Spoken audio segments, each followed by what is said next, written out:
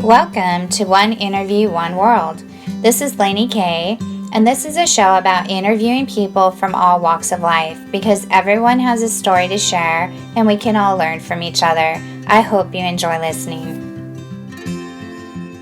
Brendan Wong is a bread baker and budding entrepreneur looking to start a fresh new bakery in Orange County. Formerly a food scientist, Brendan spent his first years out of college developing packaged food products for large and small companies.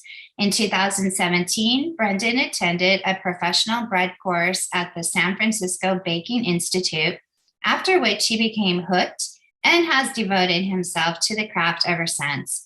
Now he uses all his knowledge and experience in the food industry to bring some of that San Francisco flavor back to his hometown of Orange to share with his local community. So thank you, Brendan, for joining us today to share about yourself. Yeah, of course. Thanks for having me, Lanny. No, good. So I met Brendan at a pop-up with my daughter, and he was making, he came around with samples, and he was so passionate about what he was creating. And we tried the croissants and the sourdough bread, and they were absolutely delicious. So of course we bought some and brought them home. I'd love to know, did you always have a passion for baking? Maybe it was since my second year in college.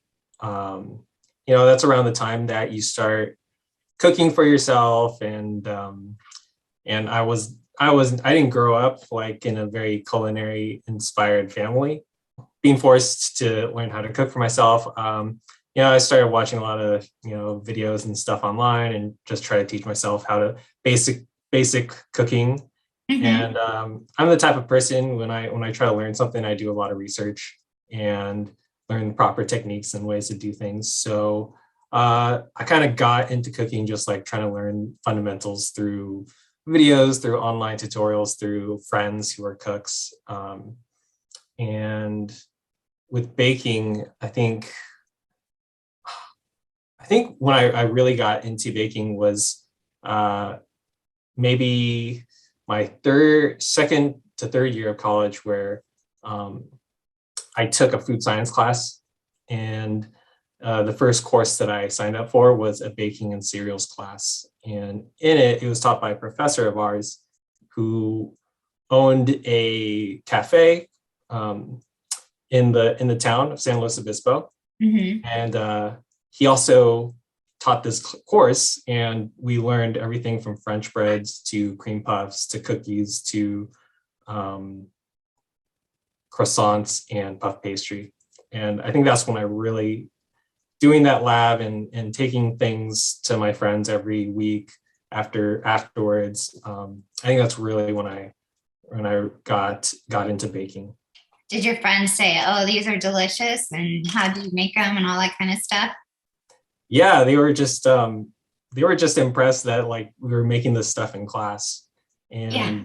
I would come out and meet my friends or whoever on the lawn outside where the classrooms were, because the students would just kind of like congregate and have picnics or whatever out on the lawn. So I'd be like, "Hey, I brought some bread," and we would all just kind of like dig in and eat it right after the lab. And this is like the lab goes from like 8 to 11 in the morning, so I come out at right before lunchtime with all this fresh baked product, and it smells, anything that's freshly baked, it just smells amazing and it tastes great. So yeah, I would think that's a rare class. I mean, is that a class that they would teach if you're studying food science? Would they teach a baking class? It really depends on the school you go to. I was fortunate enough to go to Cal Poly San Luis Obispo, and they have the infrastructure, the classrooms. Like the classroom had a commercial oven for this type of work, along with like multiple little kitchenettes with mixers. Mm-hmm. So every lab group would get their own mixer and kitchenette to work in. And then we all bake stuff together in the convection oven.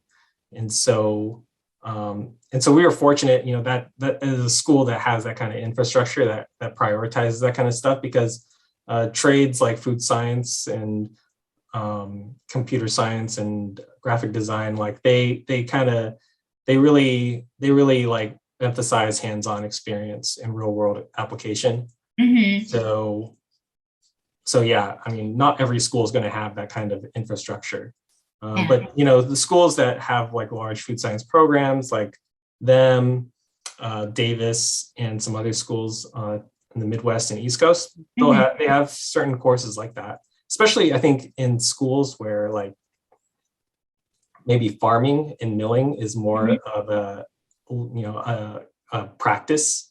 So you know, maybe a school in Washington or in Utah might have a good baking lab where they actually study bread making, because they are growing wheat in those regions and they're testing out the wheat and the properties of the grain. So it really depends on the type of school you go to. Yeah, it's fascinating. So did you continue on? Did you at SLO, did they have continuation of that class where you could learn in more detail?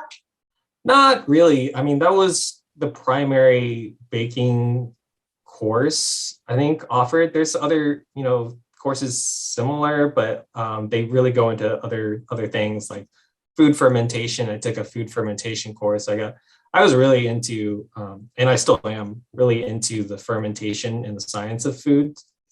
I think that's really what really fascinates me in regards to food science and food in general, is the aspect of fermentation and the complexities and sort of the alchemy that goes along with it, transforming like raw material into something completely different through really not very much mechanical energy of ourselves, but rather letting microorganisms do a lot of the chemical work.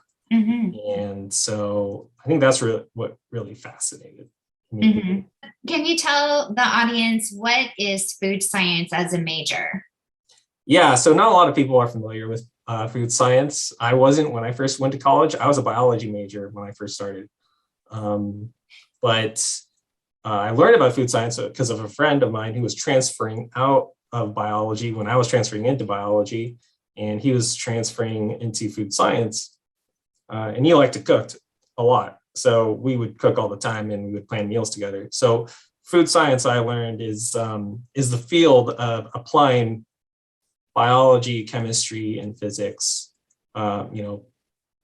traditional scientific, principles to the application of commercializing and producing food in our food system, and to be able to make food products for the general population, to be sold in grocery stores, to be sold at restaurants, pretty much anywhere.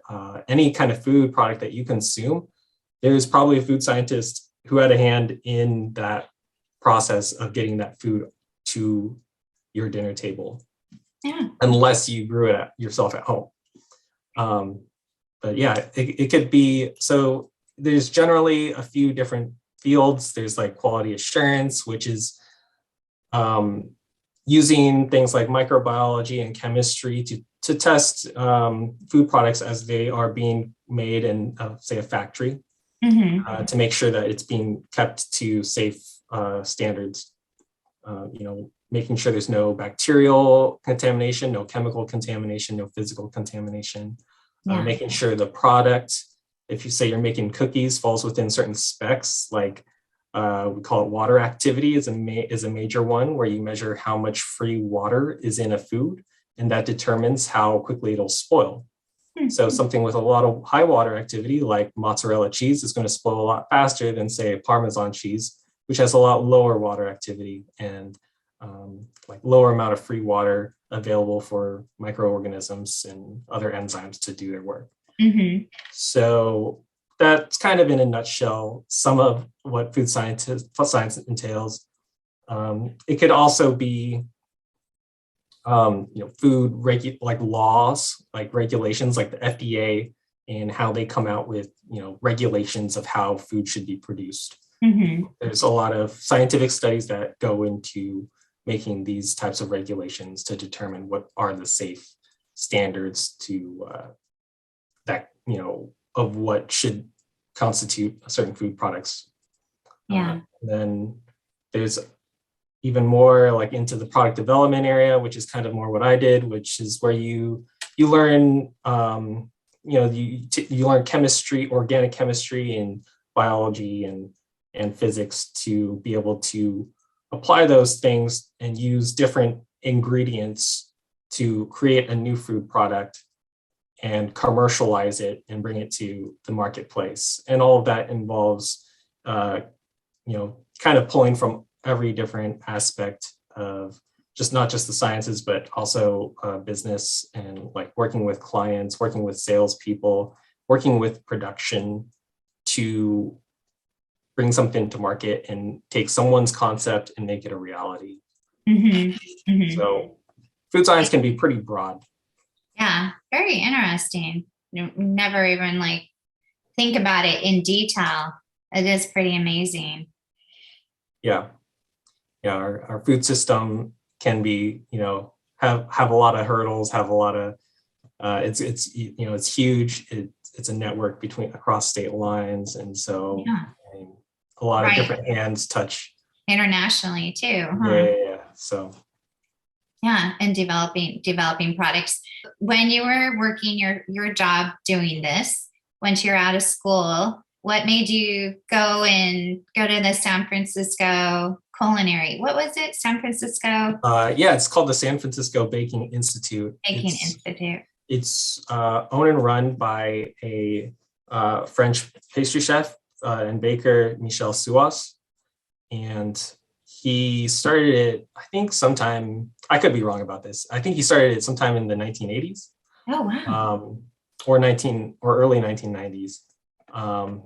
But he's been doing it for a while. And I forget the exact history of it, but he was part of this kind of revolution in the Bay Area, Bread Bakers Guild, and these organizations formed to help teach and educate people in the industry on how to professionally, make bread and kind of push the industry forward. And so I caught wind of this school because a friend of mine, a pastry chef of mine, who's actually one of the owners over at Toast, he recommended me to go check it out, to just take some courses up there. And so kind of looked into it. When I moved up there, I got a job.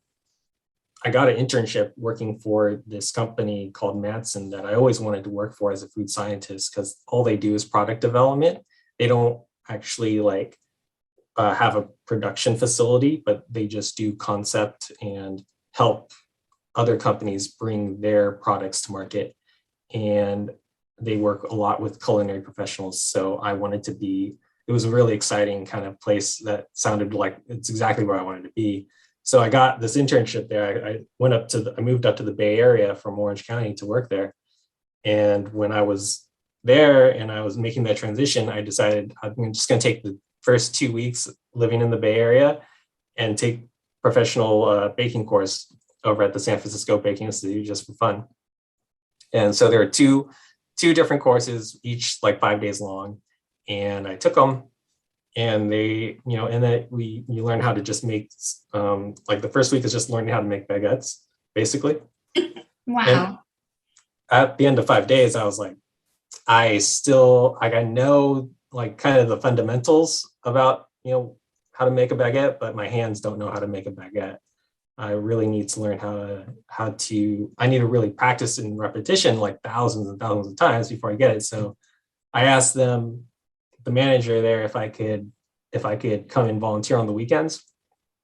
And he was kind enough to talk with the other bakers and make sure it was cool with them. And he was like, yeah, they're fine with it. You come in on the weekends. So I started working my internship Monday through Friday. And then I would hop over to the bakery on the weekends, wake up at like 3 a.m. and go work with their team over there. And it was a lot of fun. It was a lot of fun to just, be in there learning and shaping breads, baguettes, and helping with doing the mixes, laminating croissants, baking off the bread. Really gave me a good exposure to the entire baking process. Mm-hmm. When they do all that baking, are they selling that as well, or is it only for teaching purposes? Yeah, so the cool thing about the San Francisco Baking Institute, Michelle also owns a couple of businesses or bakeries in the city. Mm-hmm. So Bee Patisserie, we would make the bread for Bee Patisserie.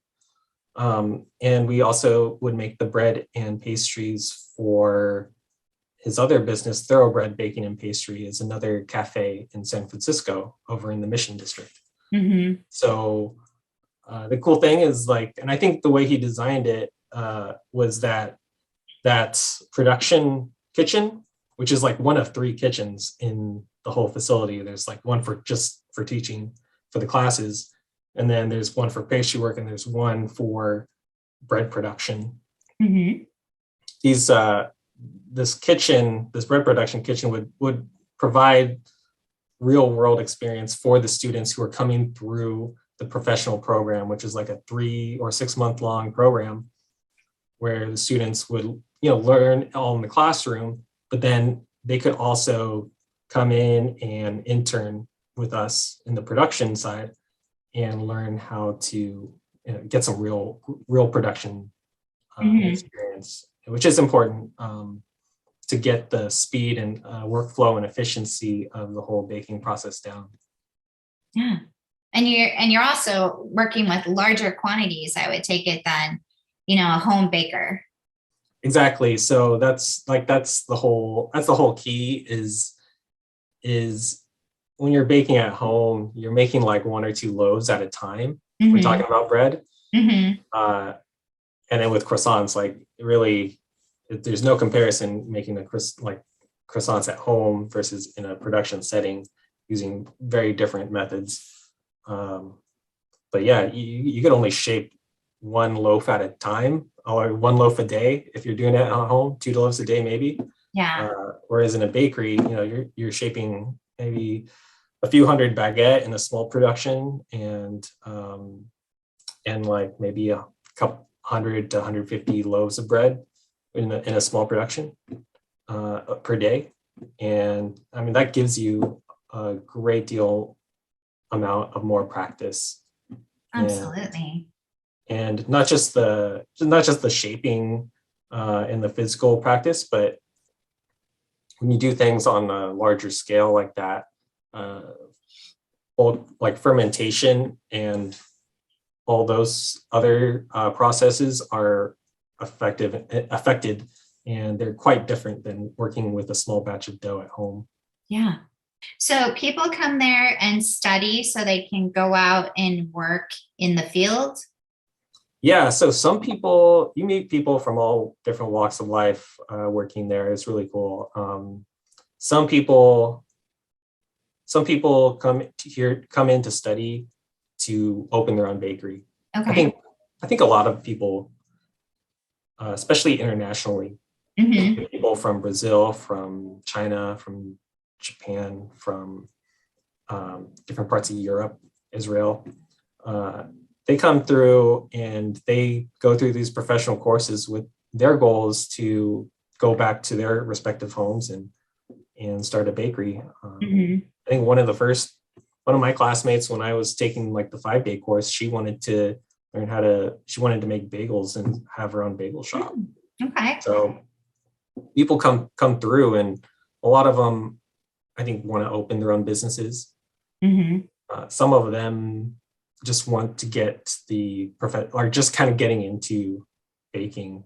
So they want to get the proper education so that they can go and work for other bakeries. Mm-hmm. Or go work for their, the guy that, everyone has that guy. Yeah, a very high-end restaurant or hotel, or probably a lot of different avenues. Well, so did you say it was Michelle was the owner? Yeah. His name's Michel Suas. He also has a book. He has a textbook. Oh, really? Okay. Yeah, it's called. I actually have it here. Okay. Right here next to me, because I always reference it. And I'll send you a picture. It's called Advanced Bread and Pastry by Michel Suas, and it's a reference book. It's you can see how thick it is, and it's has everything from bread to pastry, fillings, and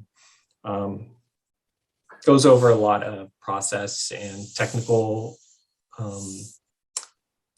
approaches that you would take, and that kind of just some fundamental stuff that should understand when you're like formulating, when you're depending on what kind of processes you're doing. It's a good starting point for a lot of products that you want to make. So if you want to start a bagel shop, then it's good reference to just kind of like see his basic process and formula, and then you can use that as a diving platform to do whatever it is you want to do. That's how I use his book anyway.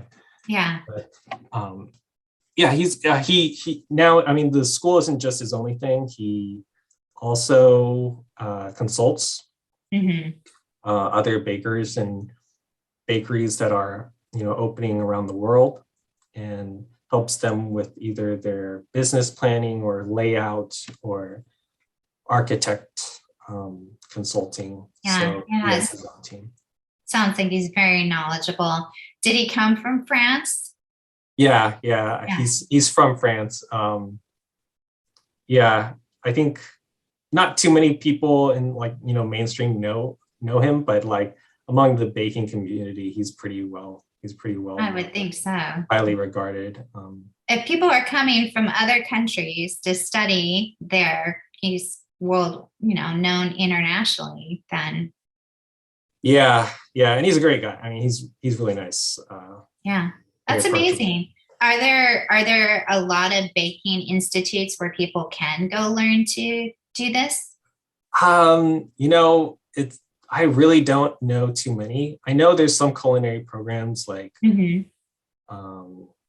CIA and International Culinary, was it ICE, and they have like baking programs or baking and pastry curriculums within their programs, but I don't think it's the same kind of experience that you would get as going to a place like SFBI, where that's their sole focus is bread and pastry. Yeah.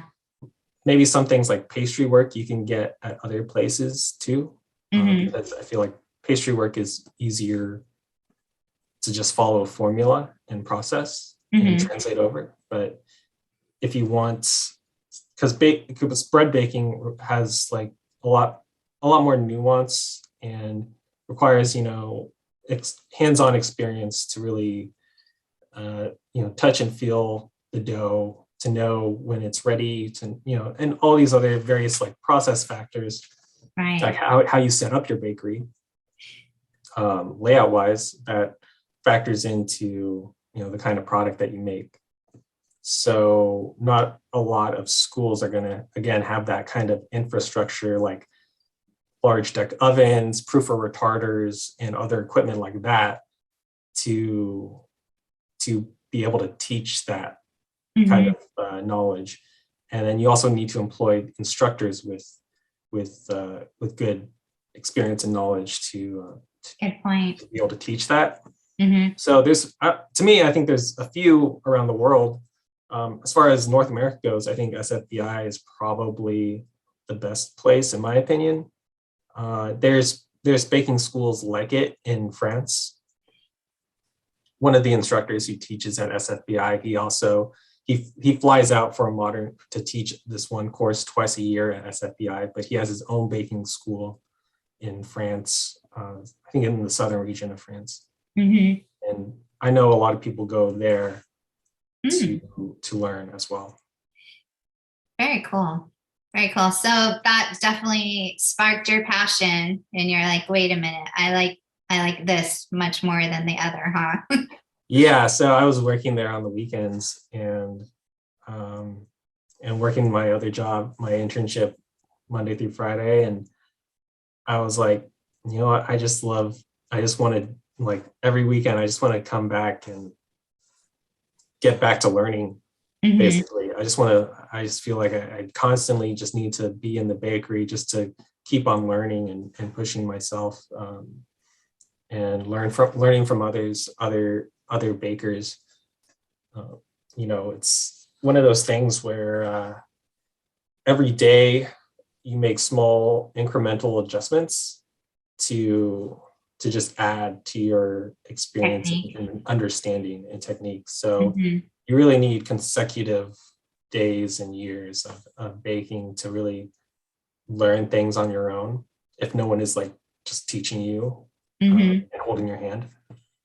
So yeah, I just felt was at the end of the day, I was like, you know, I gotta do this.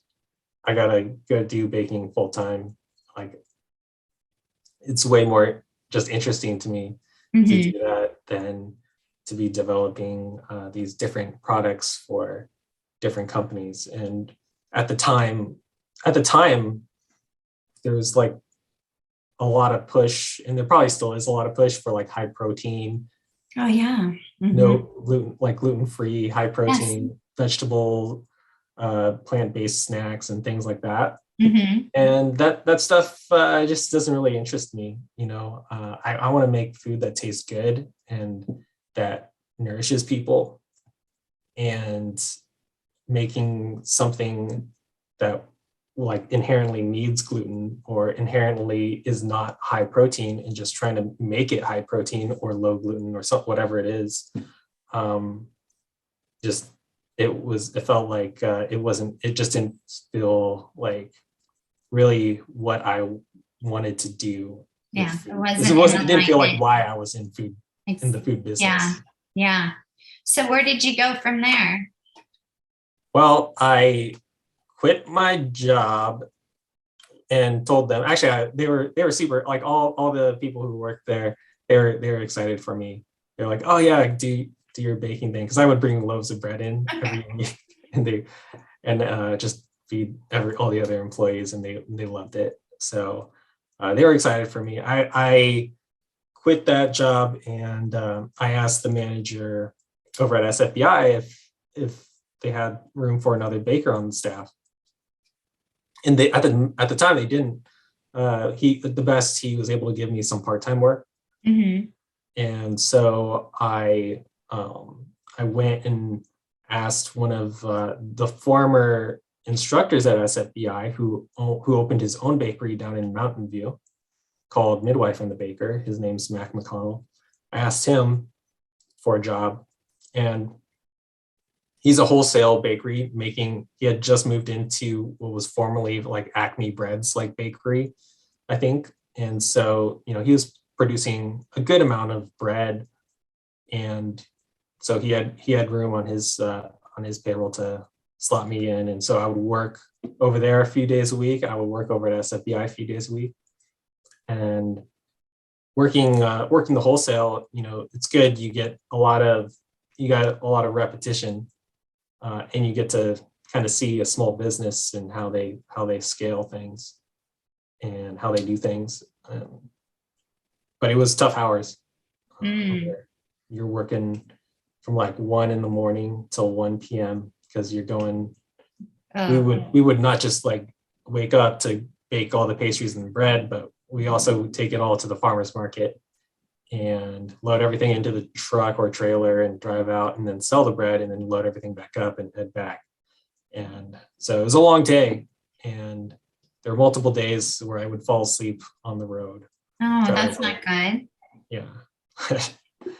But it didn't feel sustainable for me. So eventually I got full-time job over at SFBI once a spot opened up.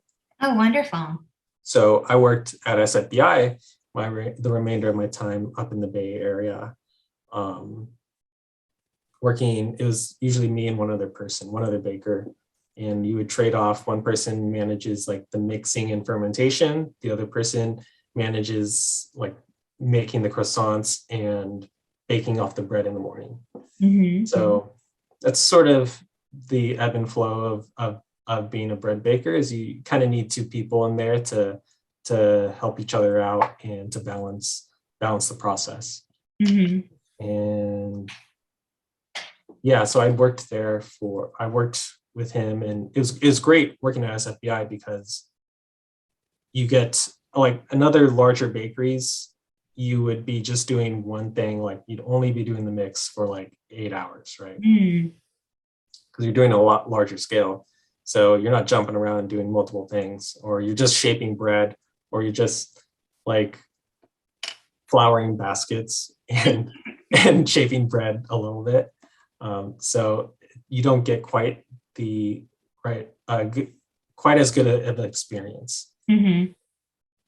At SFBI, you're one of two bakers doing everything from mix to bake. So you would get exposure on everything. You get experience mixing the bread, you get experience like managing the fermentation, experience laminating croissants, shaping the bread, and baking the bread, Mm-hmm. and everything in between. Mm-hmm. So you really get to touch and see the whole thing from start to finish, which is really important because you don't really know how well you're doing on the mix unless you see how they bake up at the end of the day. So if you're only seeing like one little frame of the process, it's hard to learn because you can't see where your mistakes are, or you can't see the results of yesterday's work. Mm-hmm. So yeah, I didn't know there was so much technical parts that go into creating bread and croissants. I didn't know it was so complicated. I mean, I've learned a little bit from, my daughter trying to make sourdough bread and realizing that it's just not that simple. So, and then just hearing you explain it, it's quite amazing. And then I would agree about in France, they seem to know how to really do pastries and croissants and bread better than people that I've encountered in America so far. Yeah. Except for your stuff, of course, is delicious. Thanks. It's been a while since I've been to France. I went when I was a teenager, but yeah. One of the teacher who teaches over in France, he comes out to SFBI. He told us one time, and this is in reference to the Bay Area, to San Francisco, where the bakeries are very, very good, very competitive. Like everyone's doing somewhat similar things, but like their own little twists on it. But he said that the croissants here in San Francisco are better than the ones that you get in Paris, because in Paris nowadays, like a lot of cafes are just sourcing from the same wholesaler, or they're not making their own stuff in house anymore. It's too expensive. So the croissant, the quality is not very good these days. And whereas in San Francisco, it's these bakers, like many different individual bakers who own their own bakeries and making their own croissants. And if you've been to San Francisco, it's a very creative and eclectic group of people living in the dense cities. And so you get a lot of inspiration and a lot of different cool stuff people are doing with like croissant dough and other things. Mm-hmm. Okay, well, two things. So I know you talk about the fermentation, so maybe explain a little more about the fermentation, because I think a lot of people are clueless on that, when it comes to the product. And then croissants, I think, are a very hard thing to make as well. So maybe kind of talk about the process of making a croissant as well. Sure. So in regards to croissants fermentation, most croissants are yeasted. The thing that really intrigues me is like sourdough fermentation, because it's once you introduce wild bacteria and yeast to the equation, it really makes the whole process infinitely more complex. But in regards to croissants, it's traditionally yeasted, so we use commercial yeast. But to incorporate flavor, oftentimes bakers will use called pre-ferments, which is a portion of dough essentially that has fermented already prior to mixing your final dough for like a half a day, basically. And that fermentation creates some of the flavor products, and also helps with, say, if you're trying to achieve a certain texture of the dough, it'll help with those textural components of the formula. So you mix your dough on, say, you mix your pre-ferments on day one, for instance. And then on day two, you take your pre-ferment and then the rest of the flour and sugar and salt and yeast and butter, and you mix that together. And that forms your dough portion of what's going to go into your croissant or the trump. It's the main dough that is going to then be enveloped around a slab of butter. So you have this dough, and so day two is mixing this dough and then allowing it to ferment a little bit, and then you sheet it down and you chill it to refrigeration temperatures. So it slows down the fermentation or almost stops it completely. And at the same time, it cools the dough down, which is important for the process of lamination, which croissants are basically like a bread and a pastry. If that makes sense, you are leavening it with both yeast and with butter. So when a croissant bakes, the butter, you have many layers of dough and butter, dough and butter, dough and butter. And so when it bakes, the steam in the dough and the butter are separated. And so when it bakes, the steam generated by the dough causes it to rise, as well as the yeast and the carbon dioxide produced by the yeast. And the butter fries these layers and keeps these layers of dough separated so that they puff up and fry at the same time. And that's what gives you that flakiness of a croissant. And so on day two, after you've fermented it and chilled it down, you then take your butter block, which is it's a block of butter that you pound out into the right dimensions so that it will basically fit inside of your dough. And you roll it out and you sheet it out and you give it folds and you sheet it out again and give it folds and you sheet it out again. You give it another round of folds. Wow. Usually. So each time you give it a fold, you're exponentially multiplying the number of layers in the dough. Depending on what kind of folds you give, how many folds you give, you're multiplying that, again and again and again. And so usually you end up with anywhere between 12 to 30 layers of butter, depending on the baker and how many layers they choose to do. So the more layers that you create, the flakier it's going to be. And then the fewer layers that you create, sort of the more crunchier, but the more defined the layers will be. So it depends on what kind of product you want to make.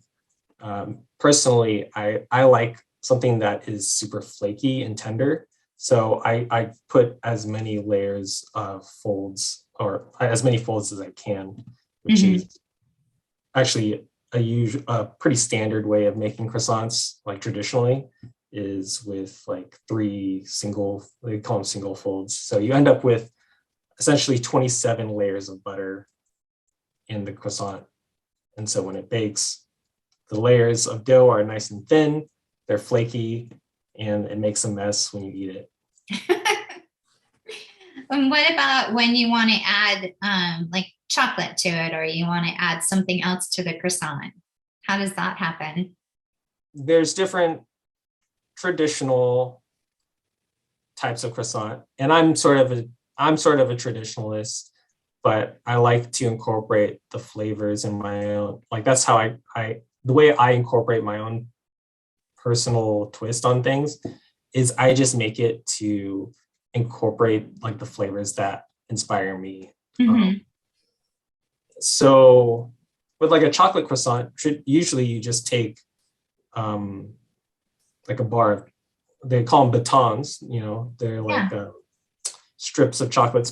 Basically, they're pretty much specially made for making pain au chocolat, and you just roll that up into the dough.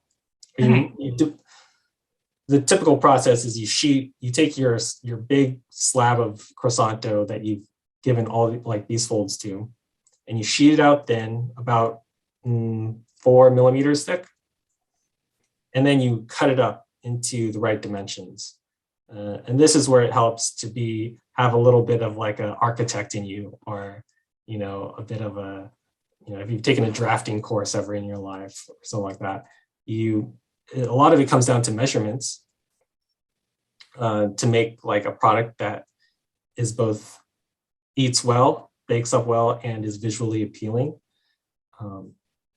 So you could look at like people on Instagram, pastry chefs, and they have all these different types of ways of like cutting their croissant dough up and then making different shapes out of it. Me, I'm kind of like try to keep things simple. For like pain au chocolat, you basically cut them into rectangles, and you roll these chocolate batons into the dough. And then when it proofs and bakes, it like has that signature look of a pain au chocolat. For me, I just, for my pain au chocolat, I use a particular chocolate that has a high cocoa fat percentage. And so after it bakes up, it stays melted and it doesn't like harden back up into a chocolate bar, which is what I get with like a lot of pain au chocolat that I've eaten in the past. So that's like, it's kind of my thing. Other people will sometimes you'll see croissants that have coloration on the outside, and like a raspberry filled croissant, for instance. And what they'll do is they'll take like a raspberry cream or something, and they'll pipe it into the croissant from the bottom, like you would a cream puff. So some people after it's cooked. After it's baked, yeah. Oh, okay. After it's baked, they'll like stick a piping bag in there and squeeze like Yeah. pastry cream or raspberry jam or something like that. But you don't do that. If you're adding flavors, like you had a passion fruit, I believe. Yeah. I don't do that. I prefer to make things that the ingredient is baked with the croissant and not added after the croissant is baked, for a number of reasons, like primarily for sanitation reasons, like and cleanliness. Like I don't like to add a cream to it after the fact, because then that will have a higher chance of spoilage, and you need to keep it under like refrigeration if you're going to serve it. So that's the food scientist part of me that is always like thinking like about food safety. Good point. And so I'm just trying to create less stress and worry for my own process by not incorporating something that's potentially hazardous into the product. What are some of your favorite items you like to bake and that you have at your pop-ups? Yeah, so I've got the traditionals, like the traditional croissant and chocolate croissant and an almond croissant.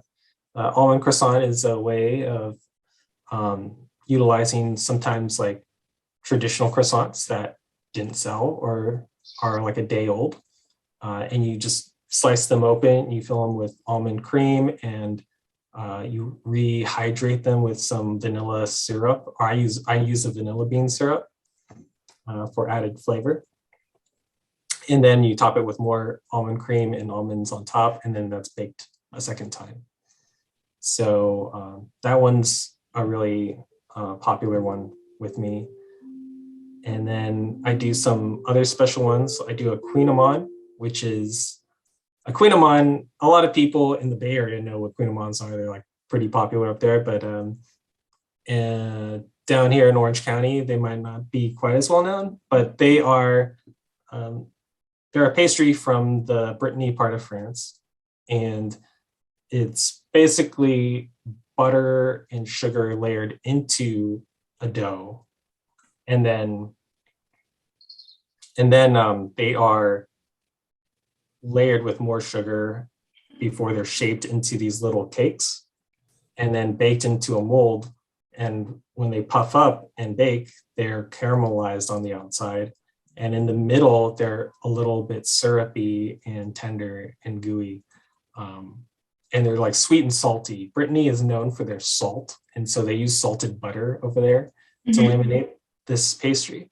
So it ends up being like a sweet and salty pastry with like layers of buttery caramel on the outside, and it's like buttery syrup on the inside. So they're quite good and decadent little pastries. So it's become more and more popular as people like try them and get familiarized with them. And what else do I make? I have a morning bun, which is a croissant dough, and it's got cinnamon sugar rolled up into it, some orange zest, and then it bakes in a muffin tin. And when it comes out, it's tossed in some vanilla sugar. So it's like a cinnamon roll, but made with croissant dough and tossed in vanilla sugar when it comes out. And I kind of have a rotating special on there too. I'll do like a seasonal special or a flavor that like inspires me particularly. And so those ones usually have a little bit more personal like flair to them. Like right now I have a passion fruit pan suisse, which is croissant dough, and it's got a passion fruit pastry cream in it and mini chocolate chips, and it's topped with some toasted coconut and baked.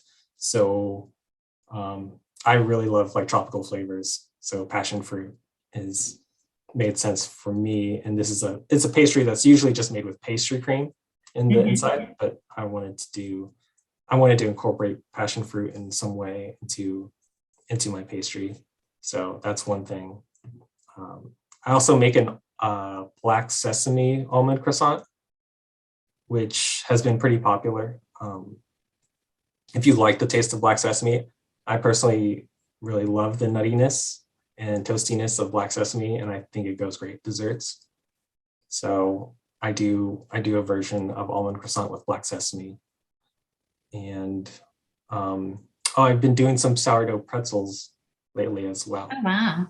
Because I want to do more sourdough breads, and that's something that I'm doing R&D on, is like producing some sourdough breads. So I'm hoping to have that on the menu regularly too.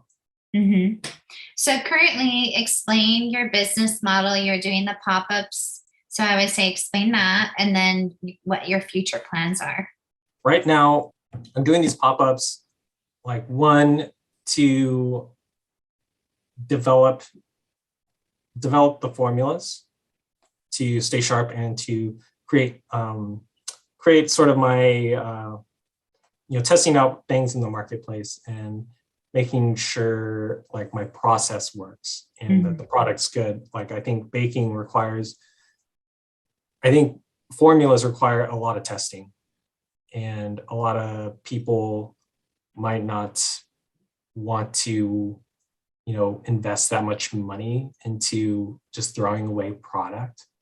And that's what it requires. If you're going to make something good, you need to make it multiple times in multiple iterations with small adjustments each time.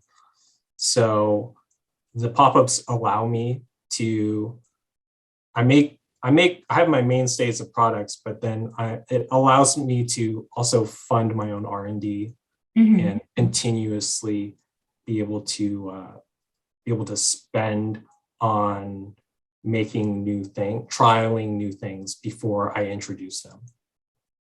So that's one reason for the pop-ups. The other is to, and it goes along the same lines, is to gauge what people here in this area are into and gauge their feedback. And I feel like it's been helpful in figuring out what kind of products people like and what kind of products like really take off and sell, because sometimes things people like you and think of like people really like, and then other things you think people really like, they don't really sell at all. And that's super important. Yeah, so there's usually an underlying reason for that. So it's been helpful in doing that. And then also kind of slowly gearing up my production to be able to do a farmer's market. Eventually, my next phase is to get into a local farmer's market where I'll be at regularly and hopefully be, selling more product and having more exposure. But, I want to have a set process and set menu going into the farmer's market so that I can scale up easily. Because right now, especially when you're talking about bread and pastry, it requires a lot of equipment sometimes. And so some people like really just jump into it and, it's really a hectic mess to, get your feet on the ground and be able to make your product and keep it, good, the quality where it's at.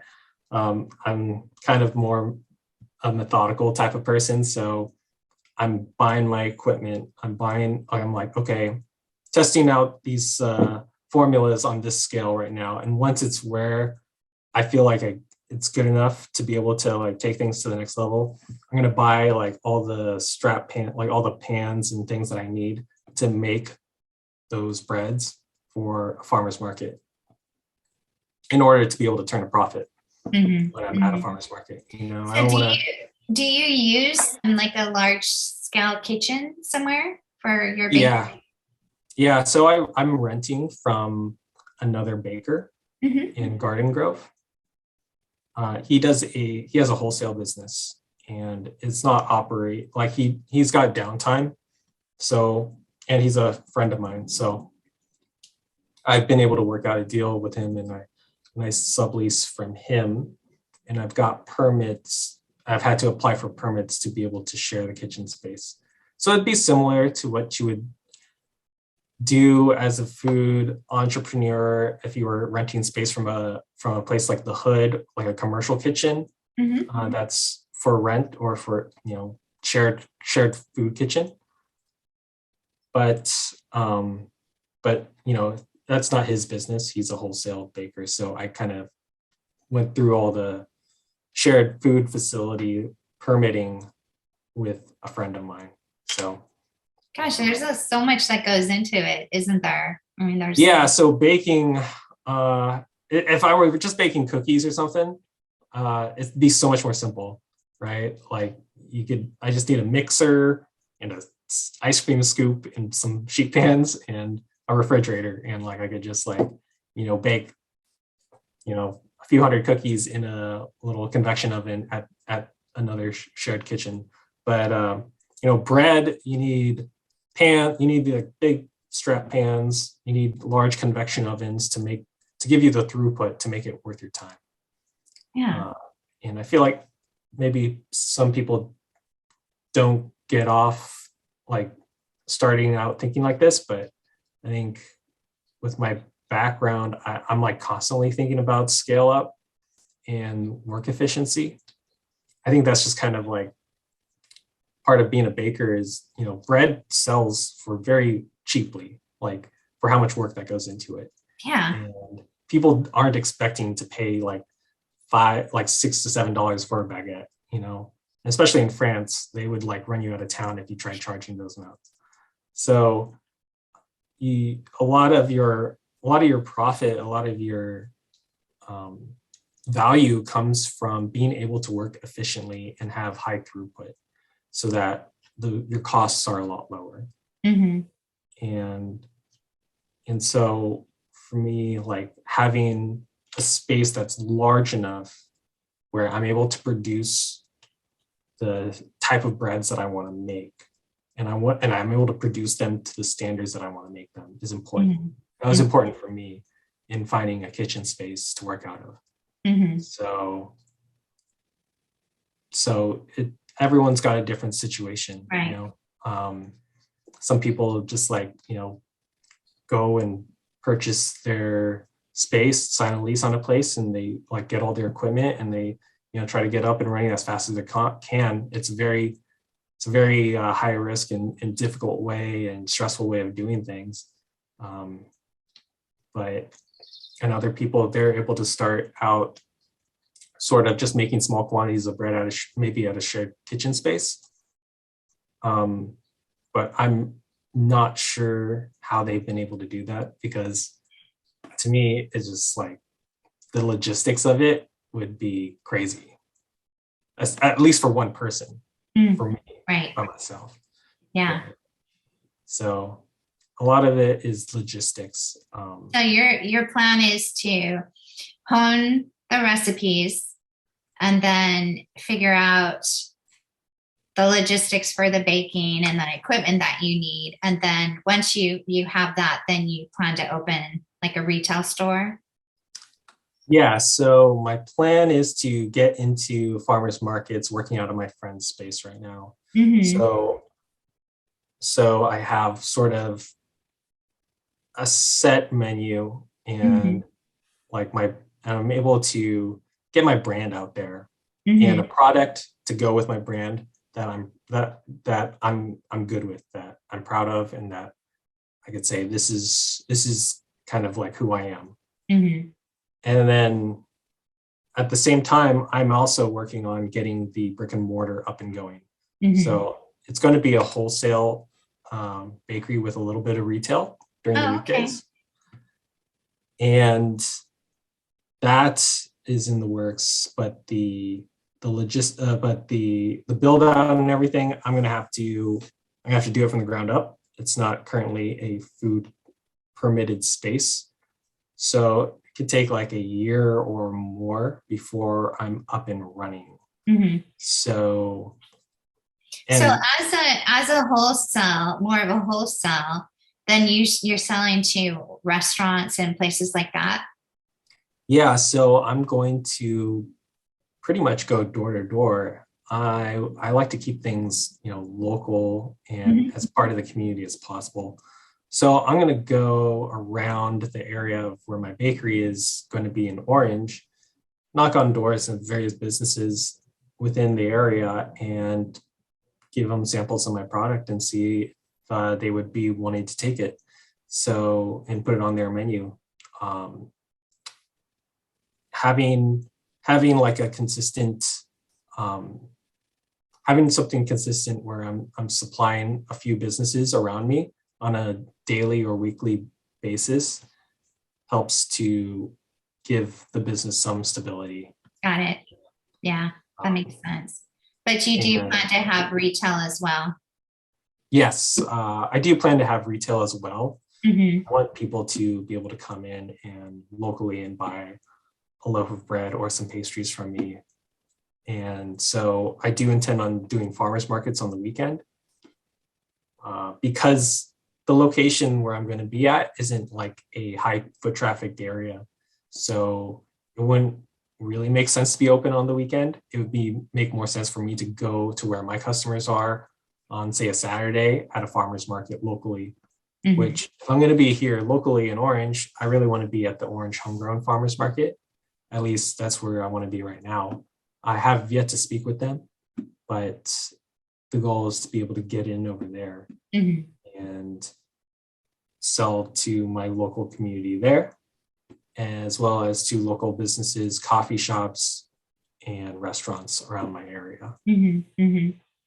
And where can people find more information? Like where would they, if they want to find you at a pop-up? They could follow me on Instagram right now. My Instagram handle is Origin Baking Co., all spelled exactly how it sounds. And I haven't got the website up yet, but that's also in the works. But till then, the Instagram account is where I'll be posting updates. And if somebody wanted to do like a custom order or anything like that, are you at that point for that or interested in that, or you're more into the pop-ups? Yeah, so I do custom orders, and well, people will pre-order things for my Friday pickups.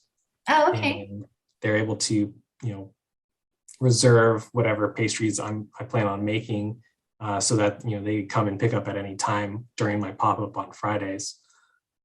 Some people do custom orders where we arrange some sort of delivery. I might deliver, or they might pick up from me directly.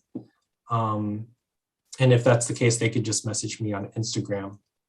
But usually it has to be a minimum order of $50 just to justify the delivery costs, Yeah.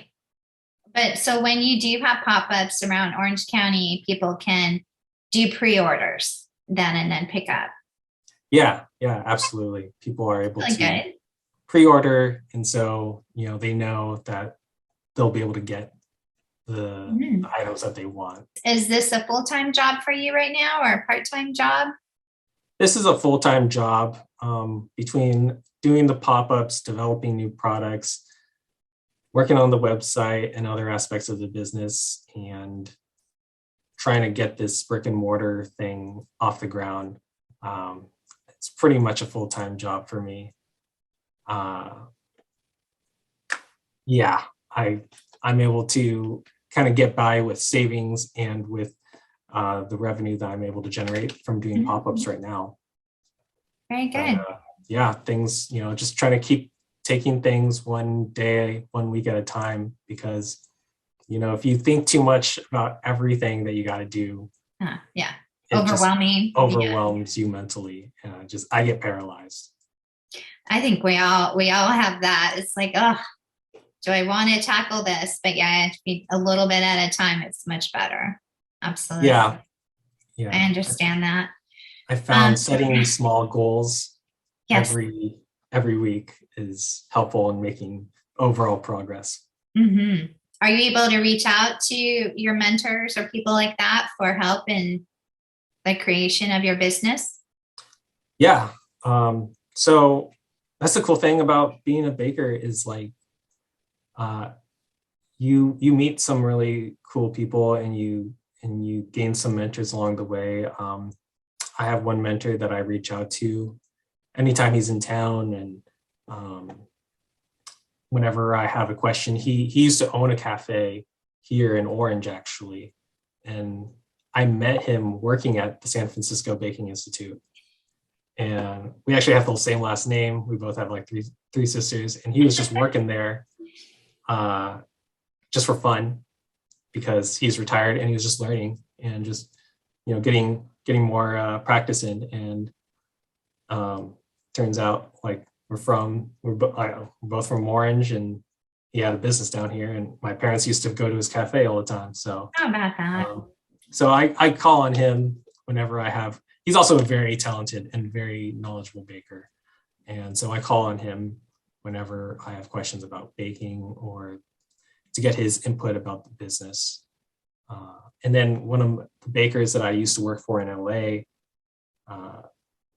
I helped him out develop some of his pastry program, which really allowed him to make that transition during the pandemic from serving food to focusing more on takeaway pastry items. And so he was super nice guy, super grateful for just the work that I did when I was with him. And so he's been like really nice and helpful with anything I need as far as advice on, people to contact or places to source equipment from. And the guy who I currently sublease from, he's also, obviously super helpful, just giving me a place to bake out of. So, there's people are willing to help if you are just, open and willing to ask for it and build relationships with people, I guess. Mm-hmm. So, that's been the cool thing about the whole baking experience, is that